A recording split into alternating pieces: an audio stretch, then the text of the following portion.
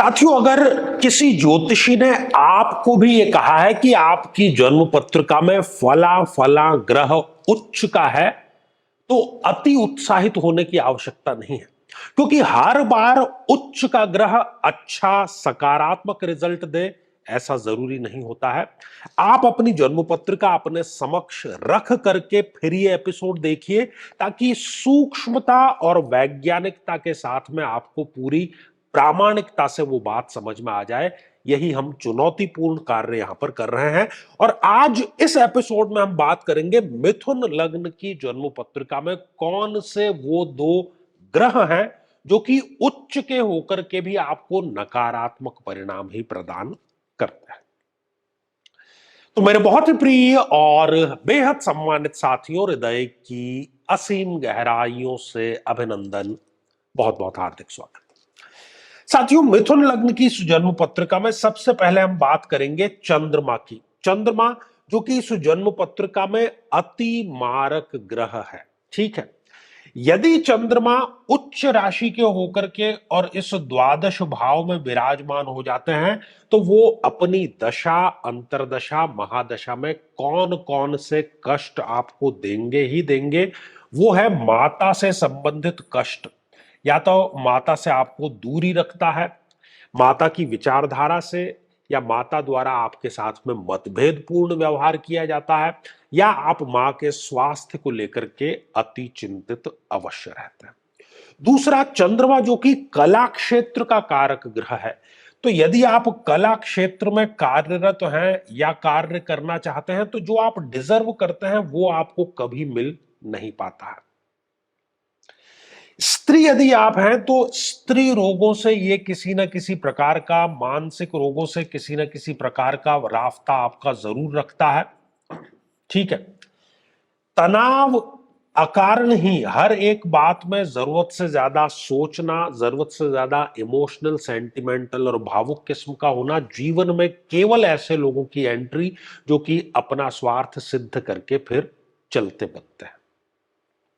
शीतलता जन्य जितने भी रोग हैं, नजला, जुकाम, साइनस, ब्रोंकाइटिस, श्वसन तंत्र के रोग, वो ये देता है। दमा से संबंधित समस्या भी ये अवश्य दे देता है। साथियों, यहां बैठ करके चंद्रमा इस छठे भाव को देखने का कार्य कर रहे हैं। ऐसी परिस्थिति में वो रोग तो देगा ही जिसकी हमने बात की, वो शत्रुता भी देगा, और खास तौर पर ऐसे लोगों से शत्रुता देगा जिनकी आपने पहले बहुत मदद की है। अपमानजनक स्थितियों का सामना, जस न मिलना, ये सारी स्थितियां यहां पर उच्च का चंद्रमा आपको अवश्य दे देता है। साथियों, बात करते हैं दूसरे अति मारक ग्रह की, और वो है मंगल। मंगल यदि इस जन्म पत्रिका में इस अष्टम भाव में विराजमान हो जाए उच्च राशि के होकर के, और किसी ने कह दिया कि उच्च राशि के विराजमान है, साथियों ये अति मारक ग्रह है, इसलिए वो अच्छा रिजल्ट कभी प्रदान नहीं करेंगे, बल्कि भाइयों के साथ में या भाई तुल्य जो भी आपके दोस्त हैं उनके साथ में ये बहुत बड़ी समस्याएं आपको दे देता है। भूमि से संबंधित यदि आपने निवेश किया हुआ है, तो उसमें भी पैसा फंसना, नुकसान, धोखे, किसी न किसी प्रकार का निवेश जो है वो डूबने का कार्य करता है। यदि आप रिस्क लेकर के कार्य करते हैं, तो उस रिस्क में कुछ भी आपको हासिल जो है वो नहीं होता है। क्रोध अकारण करता है, और क्रोध करके व्यक्ति अपने बनते काम को स्वयं बिगाड़ने का कार्य करता है। ब्लड प्रेशर, डायबिटीज की यहां पर समस्या जो है वो जरूर दे देता है। इस मृत्यु के भाव में है, तो ये मृत्यु तुल्य कष्ट जरूर देता है। अपमानजनक स्थितियां, छोटी बड़ी जेल यात्रा, और ये यहां पर पुराने उखड़े जो बोलते हैं ना कि ये गड़े मुर्दे क्यों उखाड़ रहे हैं, उस प्रकार की स्थितियां उत्पन्न करता है। अपनी चौथी दृष्टि से इसने एकादश भाव पर यहां पर दृष्टिपात किया, तो ये हमारी इच्छा पूर्ति का भी भाव है। तो जो भी इच्छा करेंगे उसमें कभी ये पूर्ति उसको होने नहीं देता है। अपनी सातवीं दृष्टि से धन, कुटुंब और वाणी के भाव को यहां पर ये देखता है। तो जो भी आपके वंश के, खानदान के लोग हैं, वो ही आपके अगेंस्ट खड़े हो जाते हैं, जैसे महाभारत की युद्ध भूमि में अर्जुन के विरुद्ध खड़े हो गए थे। तो कहने का अर्थ साथियों केवल इतना कि हर एक परिस्थिति में किसी ग्रह का उच्च का होना कभी जरूरी नहीं, कोई गारंटी नहीं कि वो अच्छा परिणाम प्रदान करे। हमने ज्योतिष के नाम पर जो लेप लगा रखे हैं उसको ही हम मिटाने का कार्य कर रहे हैं। साथियों, यदि आप भी चाहते हैं कि आपकी कुंडली का सूक्ष्म और वैज्ञानिक विश्लेषण हो तो आगामी समय में मैं स्वयं इन शहरों में उपस्थित रहूंगा। आप समय लेकर के मिल सकते हैं या फिर टेलीफोनिक या वीडियो कॉल के माध्यम से भी आप जुड़ सकते हैं। और यदि आप चाहते हैं कि आपके किसी एक प्रश्न का निःशुल्क मार्गदर्शन किया जाए तो हमारे इस वीडियो को आप हाइप कीजिए और उसका स्क्रीनशॉट दिए गए व्हाट्सएप नंबर पर भेजिए। हम प्रति शनिवार को दोपहर 3 बजे खास लाइव कार्यक्रम लेकर के आते हैं, उसमें हम उन कमेंट्स को शामिल जरूर करेंगे। तो इसी मंगल कामना के साथ में कि आप सभी स्वस्थ, समृद्ध और शांतिपूर्वक जीवन व्यतीत करें। नमस्कार।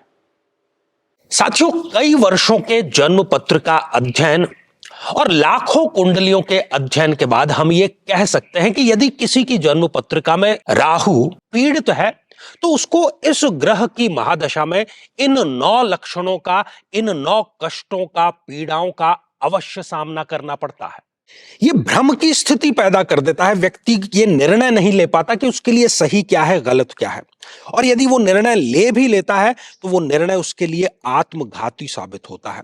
हर एक कार्य में हानि, हर एक कार्य में आकस्मिक समस्याएं सदैव खड़ी रहती है। व्यक्ति नशे की तरफ आकर्षित होता है और उसमें डूब भी वो जाता है। अपने ही लोगों से उसको धोखा मिलता है। विवाह के पश्चात विधवा या विधुर योग भी उसके निर्मित हो जाता है। नाहक ही बदनामी, अच्छा कार्य करने के बावजूद भी बदनामी इसको प्राप्त होती है। छोटी बड़ी जेल यात्रा का योग भी यहां पर निर्मित होता है और घर में सदैव गृह कलेश का वातावरण बना रहता है। लेकिन साथियों, यदि आप भी इन सभी कष्टों से स्थायी और सटीक मुक्ति प्राप्त करना चाहते हैं तो उसका तरीका है इस ग्रह की महादशा मंत्र साधना दीक्षा, जो विशेष रूप से आपके नाम, आपकी जन्मतिथि के अकॉर्डिंग की जाएगी। और गुरु दीक्षा के माध्यम से अभिमंत्रित माला भी आपको प्रदान की जाएगी, ताकि न केवल ये सारे कष्ट दूर हों बल्कि ये पूरी की पूरी महादशा आपके लिए शांतिदायक और सुख समृद्धिदायक साबित हो।